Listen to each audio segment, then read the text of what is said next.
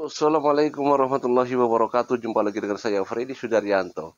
Seperti biasa di kasus Jalan Cagak Subang siang ini, saya akan membahas sesuatu hal yang memang menjadi masukan pemikiran saya. Pada saat saya tadi pagi membahas masalah Tias Mara Tamara sehubungan dengan kasus Dante anaknya yang tewas ditenggelamkan di kolam renang oleh kekasih daripada Tamara yaitu YD. Kemudian dalam waktu cepat Tamara langsung mendatangkan pendampingan hukum atau kuasa hukum, ya. Dan itu pun jadi pertanyaan buat netizen atau masyarakat semua. Nah, atas dasar itu coba saya mencoba menginikan kepada kasus Subang. Siapakah yang mendapatkan pendampingan hukum di kasus Subang? Jelas kita sudah tahu bahwa satu adalah Pak Yosep, yaitu pendampingan hukumnya adalah Bapak Rohman Hidayah. Kemudian Ramdhanu, pendampingan hukumnya Bapak Ahmad Topan Sudirjo dari ATS Law Firm.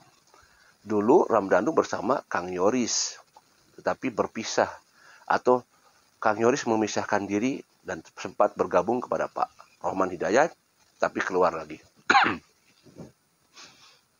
Sempat ditanyakan masing-masing, termasuk Bapak Rohman Hidayat, ditanyakan pada saat keluar dari Polres Subang, selesai ada BAP kliennya, kemudian ada salah satu YouTuber dulu di awal-awal menanyakan kenapa kok Pak Yosep diberikan pendampingan hukum sedangkan Pak Yosep bukan tersangka. Hampir sama semua jawabannya bahwa warga itu adalah hak warga negara, ya. Itu adalah hak warga negara untuk mendapatkan pendampingan hukum sebelum jadi tersangka. Sebelum, walaupun saksi juga bisa. Jadi memang jawabannya adalah hak warga negara. Sama halnya juga pada saat ditanya, ya, di Ramdhanu, ya jawabannya hampir sama, itulah hak warga negara.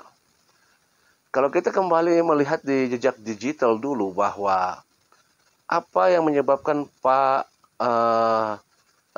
Yosep didampingi kuasa hukum, yaitu siapa yang memberikan, yaitu Pak Mulyana. Kenapa Pak Mulyana memberikan kuasa hukum terhadap Pak Yosep? Karena dulu Pak Mulyana sempat ada kecurigaan juga kepada Pak Yosep, sehingga silakanlah tuntaskan gitu kan. Kemudian juga dari segi tata kata dari Pak Yosep itu memang kurang katakanlah seperti kurang lancar atau kurang mantap gitu ya. Nah, itulah yang disampaikan oleh Pak Mulyana sehubungan dengan kenapa diberikan pendampingan hukum. Juga Ramdhanu diberikan pendampingan hukum, ya, dengan Pak Ahmad Topan Sudirjo, tetapi yang memintanya adalah Kang Heri Susanto. Kang Heri Susanto yang menawarkan kepada Yoris dulu, ya. Karena sebelum Bapak Ahmad Topan Sudirjo, itu sempat Pak Kades yang menawarkan, kita tahu di media kan dulu ya, Pak Kades yang sempat menawarkan kepada Yoris, tetapi waktu itu Yoris tidak menyanggupi karena memang katanya ada bermasalah-masalah harga atau apa ya, dan ditawarkan oleh Kang Heri Susanto dengan tidak usah membayar, gitu, gratis seperti itu ya. Nah, mereka yang mendapatkan pendampingan hukum, yaitu Pak Yosep dan Ramdhanu, sekarang dua-duanya jadi tersangka. Hanya Yoris yang bukan tersangka, karena Yoris juga mendapatkan pendampingan hukum. Cuman lepas dari Pak Ahmad Topan Sudirjo, ya. Nah, sekarang mereka jadi tersangka dua-duanya. Justru ini jadi kita berpikir, apakah mungkin tidak ya kira-kira? Ini kan bentuk pertanyaan. Apakah mungkin tidak ya? Nah, itu bentuk pertanyaan. Apakah memang tidak tahu? Apakah mungkin mereka tahu? Nah, ini kan baru pertanyaan. Sekali lagi, ini kan pertanyaan. Namanya pertanyaan itu bukan ya. Nah, pertanyaan memang harusnya disampaikan langsung kepada yang bersangkutan, yang saya tanyakan. Tetapi kan agak jauh juga nih. Jadi saya di konten aja ya.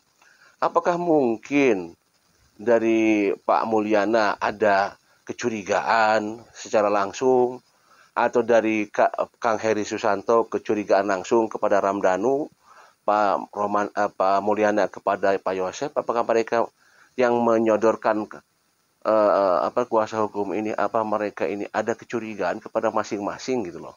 Pak Mulyana mungkin ada kecurigaan kepada Pak Yosef, mungkinkah? Atau Kang Heri Susanto ada kecurigaan kepada Ramdhanu, mungkinkah? Seperti itu ya. Di konten saya waktu itu saya pernah nanyakan ke Kang Heri Susanto masalah itu di waktu saya di tempatnya Bang Dedi dulu ya, sempat ditanyakan itu. Ada di konten saya, nanti saya coba buka lagi. Nah, karena apa? Kenapa ini saya pertanyakan sehubungan dengan dua-duanya sekarang jadi tersangka. Gitu. Kan tadi pertanyaannya, mungkinkah? Gitu kan. Mungkinkah Pak Mulyana ada kecurigaan? Mungkinkah Kang Heri ada kecurigaan? Nah, seperti itu kan pertanyaan yang nanti mungkin bisa dijawab oleh masing-masing seperti itu. Ini baru pertanyaan kan, mungkinkah? Nah, seperti itu ya. Nah, tentu sekali lagi bahwa apa yang membuat sebenarnya sekali lagi yang sebenar-benarnya.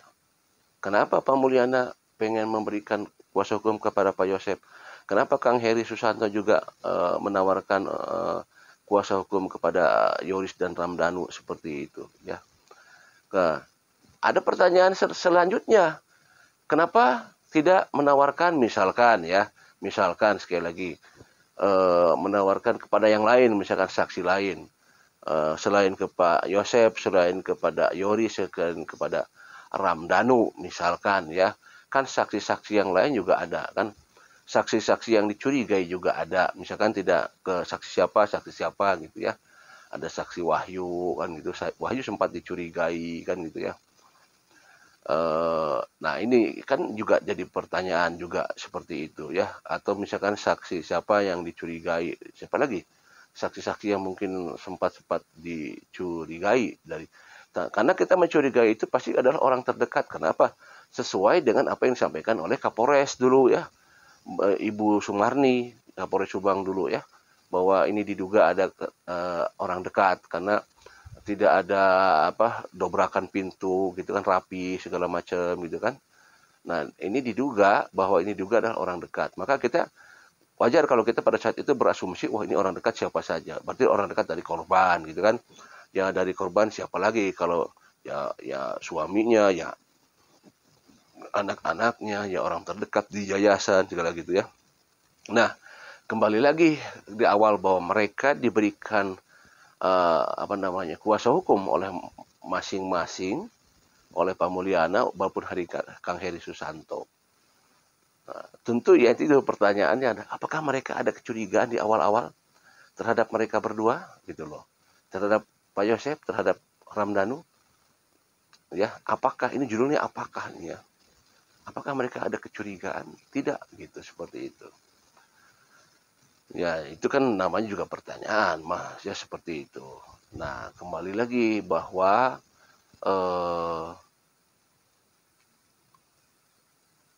adanya seperti pertautan lah, semacam pertautan gitu loh.